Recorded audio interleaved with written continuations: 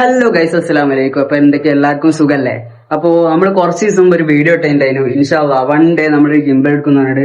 സത്യം പറഞ്ഞാൽ നമ്മളൊരു വലിയ ആഗ്രഹമുണ്ട്. അത് അൽഹംദുലില്ലാ ഇന്നിപ്പോ അത് സാധിച്ചിരിക്കുകയാണ്. ദാ നമ്മൾ സാധനം ഇറക്കിയിട്ടുണ്ട്. കാരണം എല്ലാവരും DJന്റെ അങ്ങനത്തെ ഐറ്റം ഡിഫറെന്റ്, ഇതിന്റെ സ്ട്രക്ചർ തന്നെ കുറച്ച് ഡിഫറെന്റ് ആയിട്ടുള്ള ഒരു സാധനമാണ്.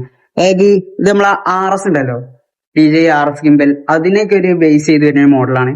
അപ്പോ ഇതാണ് സാധനം വരുന്നത്. 7000 സംതിങ് ആണ് ഈ സാധനത്തിന് റേറ്റ് വരുന്നത്. അപ്പോ ഹെഹോം എന്ന് പറഞ്ഞൊരു ബ്രാൻഡിനാണ്. ഇതിന്റെ തന്നെ ഒരു പ്രീമിയം സെഗ്മെന്റ് വേറെ വരുന്നുണ്ട്. അത് 16,000 റുപ്യാണ് അതിന് റേറ്റ് വരുന്നത്. അപ്പോ നമുക്കിപ്പോ അതിനുള്ള ബഡ്ജറ്റ് ഇല്ലാത്തതുകൊണ്ട് നമ്മളിപ്പോ തൽക്കാലം ഈ സാധനം വാങ്ങിയിട്ടുണ്ട്. അപ്പൊ നമുക്ക് ഇനി ഇത് അൺബോക്സ് ചെയ്ത് നോക്കാം. ഇഷ്ടപ്പാടാണ് ഗായ്സ്. അപ്പോ ഇതാട്ടോ സാധനം. അപ്പോ നല്ലൊരു ക്വാളിറ്റി ബാഗിലാണ് സാധനം വരുന്നത്. ഇതിന്മേൽ എഴുതിക്കണു ഹെഹോം ഹെഹോം ഹോഹെം എന്നാട്ടോ ബ്രാൻഡിന്റെ പേര്. ഞാൻ നേരത്തെ ഹെഹോം എന്നാണ്, ഹെഹോം അല്ല, ഹോഹെം. ചൈനീസ് ബ്രാൻഡാണ്. അപ്പോ നമുക്ക് തുറന്നു നോക്കാം.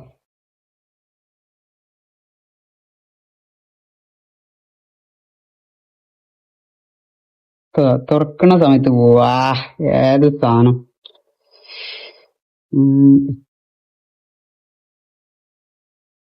ഗൈസ് ഫൈനലി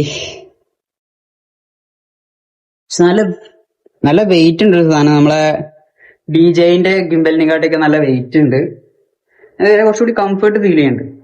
അപ്പൊ ഈ സാധനം 13 മണിക്കൂർ നിൽക്കുന്നാട്ടോ പറഞ്ഞേ. അതേപോലെ വേറെ സാധനങ്ങൾ, ചാർജിങ് സ്ലോട്ട് ഇതാണ്, C-type ആണ്. അതിന്റെ മേലെ കണ്ട ഈ ഒരു USB.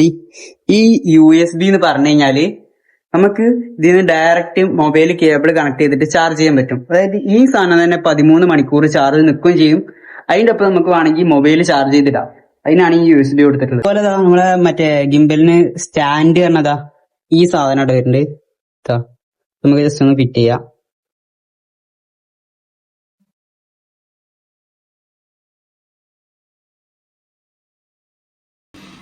അപ്പൊ നമുക്ക് ഈ മൊബൈൽ വെച്ചിട്ട് ജസ്റ്റ് ഒന്ന് സെറ്റ് ചെയ്ത് നോക്കട്ടോ. അതിൽ ജസ്റ്റ് സപ്പോർട്ട് ചെയ്യുക, വെച്ച് കൊടുക്കുക. ഈ ഒരു സ്വിച്ച് ഉണ്ടോ, ഈ ഒരു സ്വിച്ച് ജസ്റ്റ് നിൽക്കുക. സാധനം ഓണായി കഴിഞ്ഞാൽ അതിങ്ങനെ അപ്പോ സാധനം ഇപ്പൊ അവിടെ ഓൺ ആയിട്ടുണ്ട് കേട്ടോ. അപ്പോ ഇനി